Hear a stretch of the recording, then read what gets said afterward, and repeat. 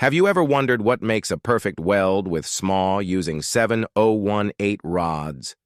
In this video, we'll show you step-by-step how to achieve a flawless weld in the 1G position.